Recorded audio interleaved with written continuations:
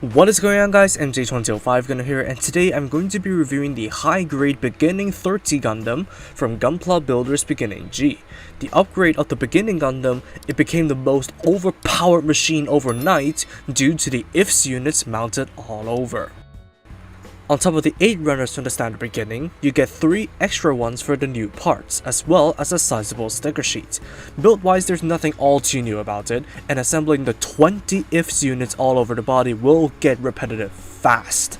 If this is your first beginning kit, this will be a fresh one to experience, but otherwise it feels like a chore. Still, due to the high parts count and small triangles, I wouldn't recommend it to beginners as their very first build.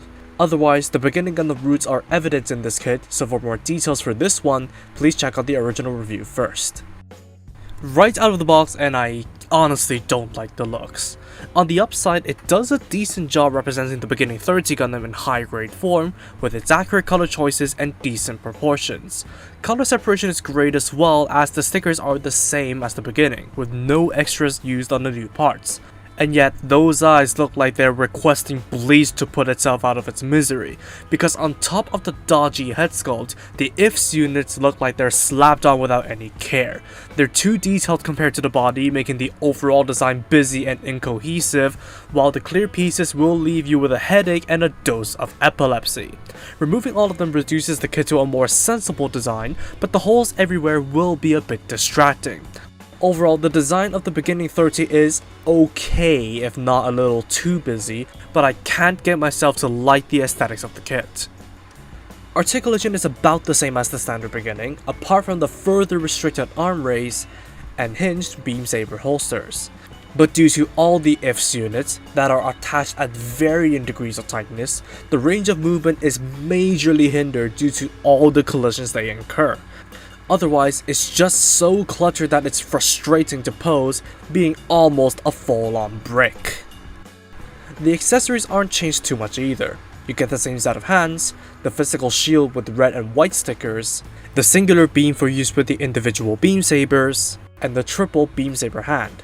Speaking of beam sabers, there are 2 conjoined sets of 3 beam sabers on the waist, which are of the bit control variety, used as orange buzzsaws.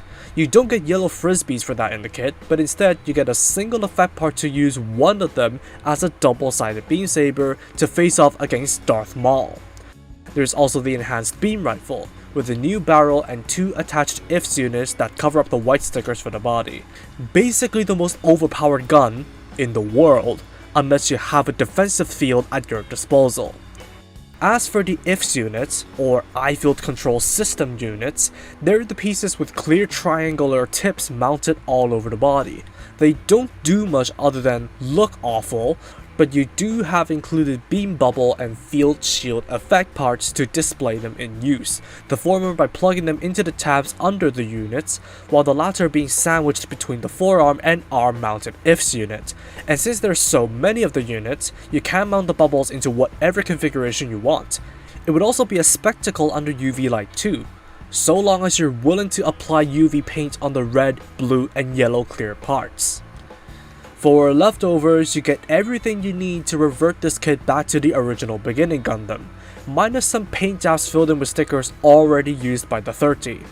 Good thing this option is here though, so you can mix and match between the 2 designs. After getting the Forever Gundam, I convinced myself to get its arch rival, the Beginning 30, putting aside the things I've heard about it and give it a fair shot. Well, all I can say is, there are better options for the price. On paper, it is indeed an upgrade to the original Beginning, what with its power-crept stats and lore, and the abundance of features it has. However, on top of the restricted hand options, the additions of the IFS units essentially breaks the kit and bogs down the aesthetic appeal, as there is way too much going on. The former made worse by equipping the beam bubble effect parts. But all in all, the high-grade Beginning 30 is by no means a catastrophe, but it's definitely one of the weakest releases in the entire high-grade Gunpla Builders line. If you like the Beginning 30, then sure, you can go for it, but after what I've been through with this kit, it's not something that I would recommend at all. And that's all for me. Thank you for watching, drop a like and comment if you did enjoy the video, subscribe for more content like this, and feel free to follow me on social media with the links down below. That said, take it easy, stay safe, and I'll see you in the next video. Peace out guys. Bye bye.